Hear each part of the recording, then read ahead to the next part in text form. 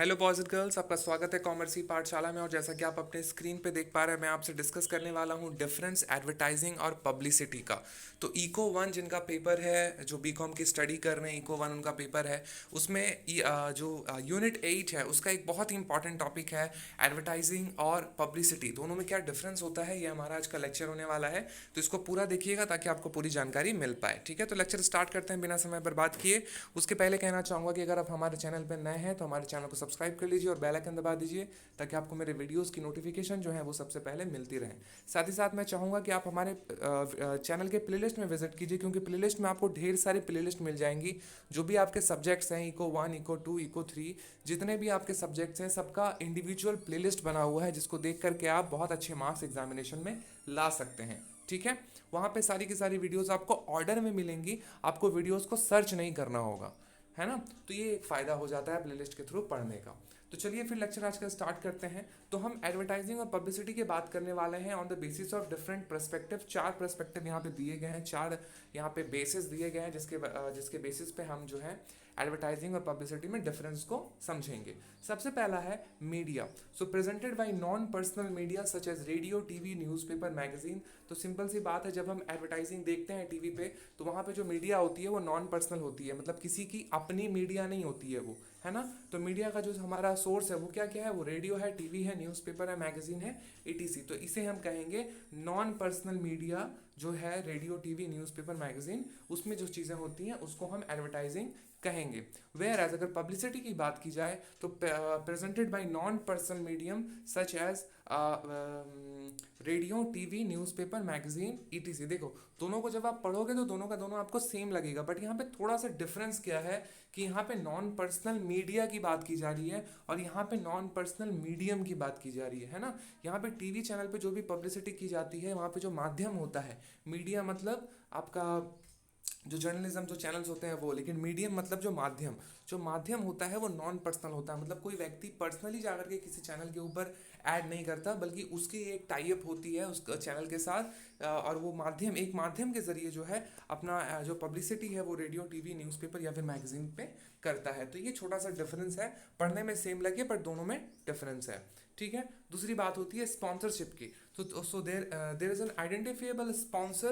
Normally a company sponsors it for the product or services. देखो, जहाँ तक sponsor की बात है तो जो एडवर्टाइजिंग है उसमें डेफिनेटली एक स्पॉन्सर होगा, क्योंकि यहाँ पे कोई कंपनी होगी, कोई इंस्टीट्यूशन होगा जो कि किसी चीज़ को प्रमोट करेगा, अपने प्रोडक्ट या फिर सर्विसेज को प्रमोट करेगा। तो यहाँ पे स्पॉन्सरशिप की बात निकल करके आती है। लेकिन अगर आप पब्लिसिटी की बात करेंगे तो यहाँ पे कोई आइडेंटिफिएबल स्पॉन्सर नहीं होता।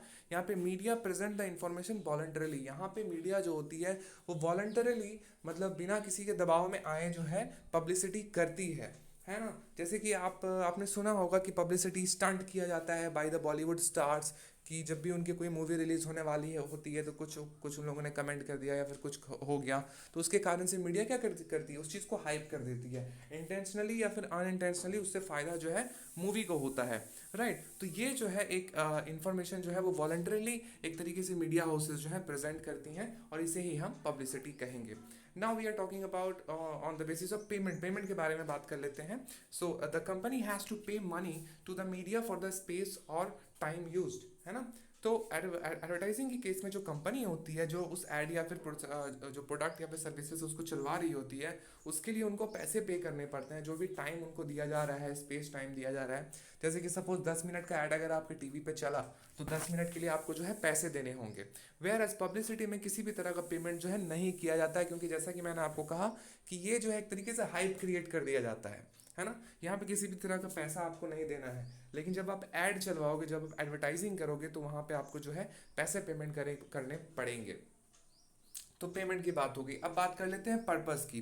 सो it is intended to give favourable impression about the company और इट्स प्रोडक्ट, है ना। तो जो पर्पस होता है एडवर्टाइजिंग का वो ये होता है कि लोगों के मन में जो प्रोडक्ट है या फिर जो सर्विसेज हैं उसको लेकर के, जो कंपनी है उसको लेकर के, जो लोगों के मन में एक तरीके से जो इम्पैक्ट है वो बहुत ही फेवरेबल होना चाहिए, बहुत ही पॉजिटिव होना चाहिए।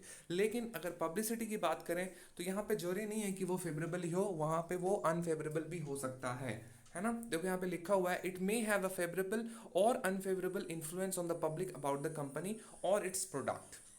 ठीक है ना। जैसे कि अभी नेस्ले के बारे में एक न्यूज़ आया था, आपको पता होगा कुछ सालों पहले, कि नेस्ले में जो है लीड की मात्रा जो पीबी होती है ना, जो शीशा होता है, उसकी मात्रा जो है वो ज़्यादा पाई गई थी, जिसके कारण से मैगी को एक तरीके से बैन कर दिया गया, है ना। तो देखो कंपनी ने यहाँ पे किसी भी तरह का कोई एडवर्टीजमेंट नहीं करा, कुछ नहीं करा, यहाँ पे पब्लिसिटी हो गया कंपनी का, लेकिन ये अनफेवरेबल था क्योंकि उससे जो है कंपनी को बहुत ज़्यादा लॉसेस झेलने पड़े, राइट। तो ये जो है पब्लिसिटी जो है वो फेवरेबल और अनफेवरेबल दोनों हो सकता है, ठीक है ना। तो ये हमारा आज का पूरा लेक्चर था, जहाँ पे मैंने आपको एडवर्टाइजिंग और पब्लिसिटी का डिफरेंस समझाया।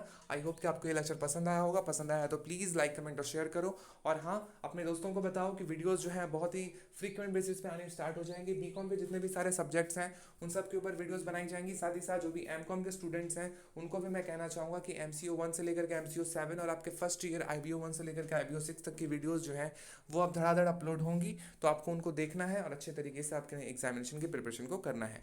तो मिलते हैं अगले वीडियो में, अपना ख्याल रखो। Thank you, bye.